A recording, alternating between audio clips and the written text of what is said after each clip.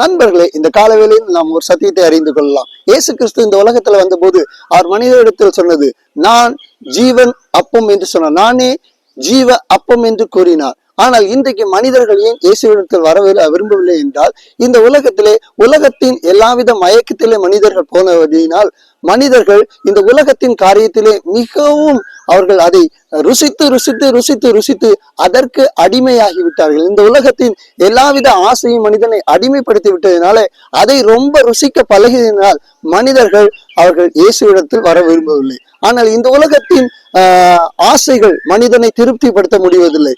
இயேசு கிறிஸ்துவிடத்தில் வரும்போது அவரே ஜீவனுள்ள ரொட்டியாயிருப்பதினால் மனிதனை திருப்திப்படுத்துகிறார். எந்த நாய் இந்த உலகத்திலே அது மீன் சாப்பாட்டை சாப்பிட்டு அது பழகிவிட்டதோ, அது சாதாரண இதை போன்ற ரொட்டியை சாப்பிட விரும்புவதில்லை.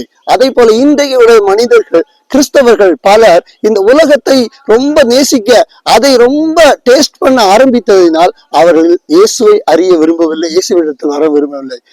அன்பான மனிதர்களை, நீங்கள் இயேசுவிடத்தில் வாருங்கள். அவர் ஒருவரை உங்கள் இருதயத்தின் தேவைகளை சந்தித்து உங்களை திருப்திப்படுத்த வல்லவர். இயேசு உங்களை ஆசீர்வதிப்பாராக. ஆமீன்.